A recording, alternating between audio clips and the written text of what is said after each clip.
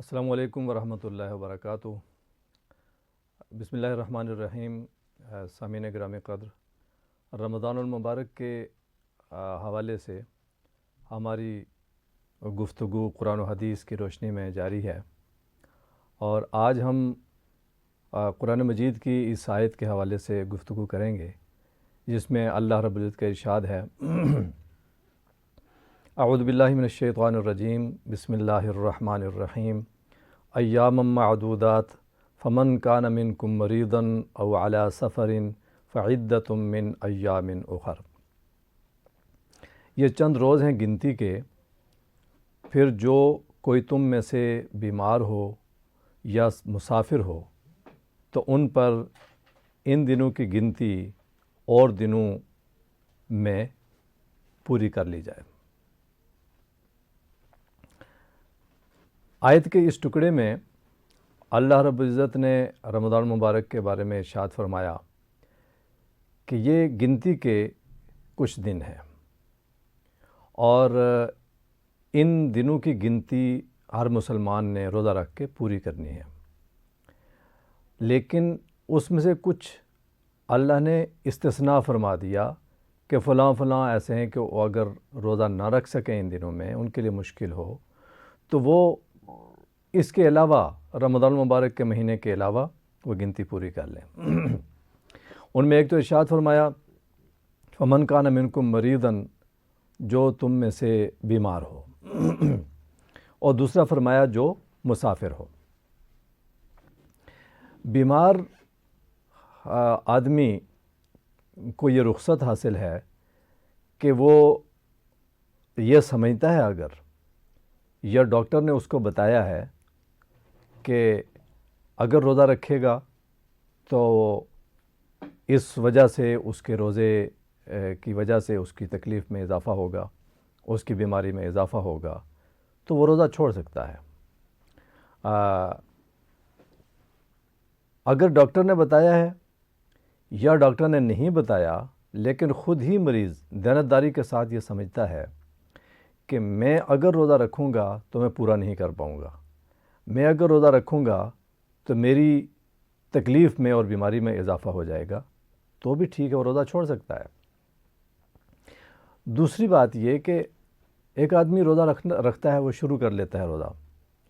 لیکن دوران روزہ اس کو کوئی تکلیف ہو جاتی ہے، دوران روزہ کوئی ایسی پریشانی پیش آ جاتی ہے، بیماری آ جاتی ہے، اس کے طبیعت خراب ہو جاتی ہے، اور اس وجہ سے وہ سمجھتا ہے کہ اگر روزہ جاری رکھوں گا تو میری یہ بیماری بڑھ جائے گی، یا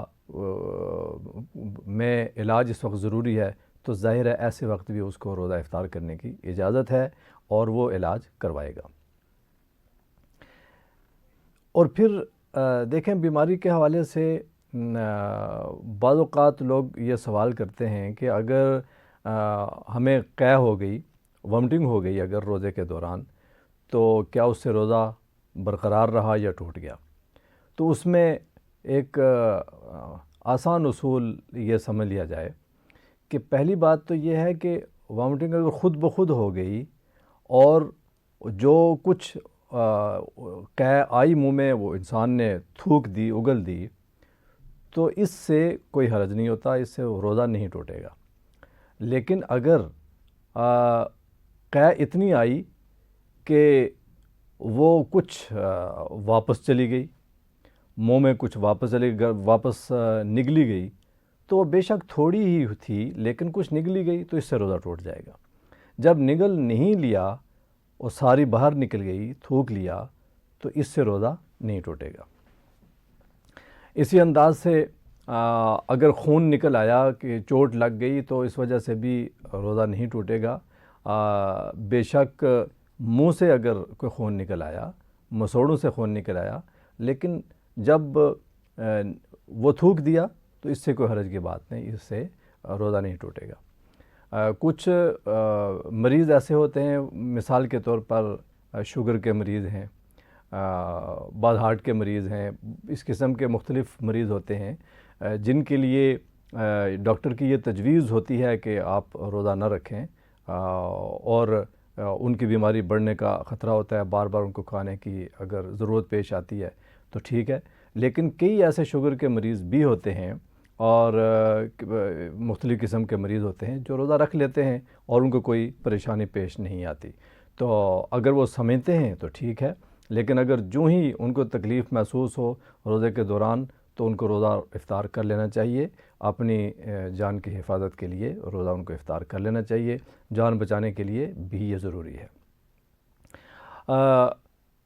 اور پھر یہ بات ایک ذہن میں رکھنے کی ہے کہ بعض اوقات کمزوری محسوس ہوتی ہے، وہ کمزوری خواہ بی پی لو ہو جائے یا شوگر لو ہو جائے، اگر مستقل کوئی مریض ہے وہ تو ایک الگ بات ہے، لیکن ایک آدمی مستقل مریض نہیں ہے تو اس کو صرف کمزوری کی وجہ سے یہ بہانے کے طور پہ نہیں لینا چاہیے کہ کمزوری محسوس ہو رہی ہے تو روزہ توڑ دینا چاہیے، بلکہ اس کمزوری کے حوالے سے یوں بھی کیا جاتا ہے کہ بعض اوقات کوئی انجیکشن یا کوئی اس قسم کی میڈیسن اگر لی جائے تو اس طور پر کہ میں روزہ پورا کر لوں اس لیے میں کوئی اگر کوئی انجیکشن لے لوں یا کوئی ایسی چیز تو یہ ٹھیک نہیں ہے، اس سے تو بالکل منع کیا گیا ہے۔ لیکن ویسے اگر کسی بیماری کی وجہ سے اگر انجیکشن لگتا ہے اور اس انجیکشن کی وجہ سے اگر وہ بیماری میں انسان روزہ پورا کر لیتا ہے، انجیکشن لگنے کے علاوہ اور کوئی چیز کھاتا پیتا نہیں، تو اس انجیکشن لگنے سے بے شک وہ رگ کا انجیکشن ہو یا وہ گوشت کا انجیکشن ہو، کسی کا قسم کا ہو، تو اس سے روزہ نہیں ٹوٹے گا۔ تو اس لیے یہ چند ایک تو بیماری کے حوالے سے ہیں، اور دوسری بات اللہ نے ارشاد فرمائی او علی سفرن، یا وہ حالت سفر میں ہو تو بھی ایسا آدمی روزہ اگر نہ رکھنا چاہے تو اس کو اجازت ہے، اس کو رخصت ہے اور وہ روزہ نہ رکھے۔ اس میں چند باتیں اس میں بھی خیال رکھنے کی ہیں سفر کے حالت میں، سفر کے مسئلے میں، کہ سفر کا مطلب یہ ہے کہ آدمی سفر کی حالت میں ہو، سفر شروع کرنے سے پہلے ہی یہ نہیں کرنا چاہیے اگر بھی سفر شروع تو آج صبح 8-9 بجے فجر کے بعد ہوگا، لیکن روزہ اس لیے نہیں رکھا کہ سفر شروع کرنا ہے تو اس لیے روزہ نہیں رکھیں گے، بلکہ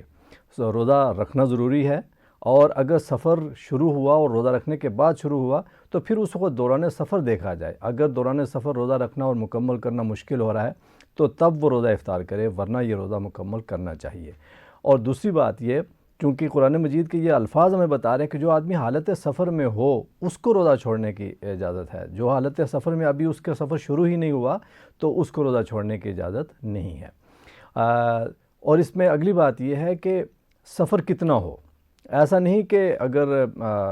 مثال کے طور پر کوئی آدمی راولپنڈی سے اسلام آباد جائے یا تھوڑا اگلا ہی گھر سے باہر ہو، تھوڑا اگلا دور جائے، تو وہ بھی چونکہ ہے تو سفر ہے کسی نہ کسی حد تک، تو اس سفر کی تفصیل قرآن کی آیت میں تو کہیں نہیں ہے، لیکن یہ پھر احادیث میں ہے، اور پھر فقہا نے اس سفر کی پھر تفصیل اور اس کے بعد پھر اس کے مسافت طے کی، مسافت اخذ کی، اور اخذ کر کے اس کا ایک جو اس کا ایک متعین کر دی۔ حدیث کے مطابق سفر 3 منزل سفر ہو تو تب وہ حالت سفر شمار ہوتی ہے،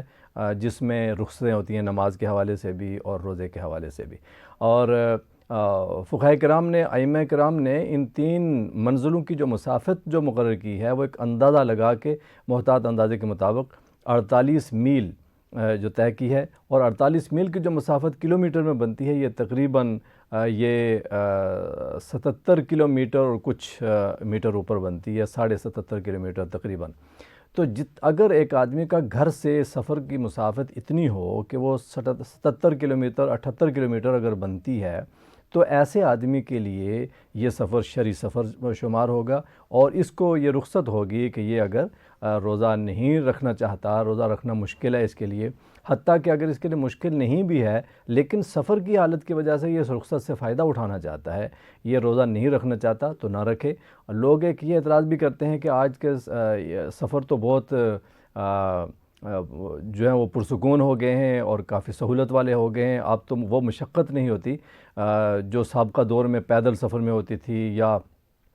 گدھے گھوڑے یا اونٹ کے سواری کے اوپر ہوتی تھی، تو اس وقت تو یہ مشقت تھی اور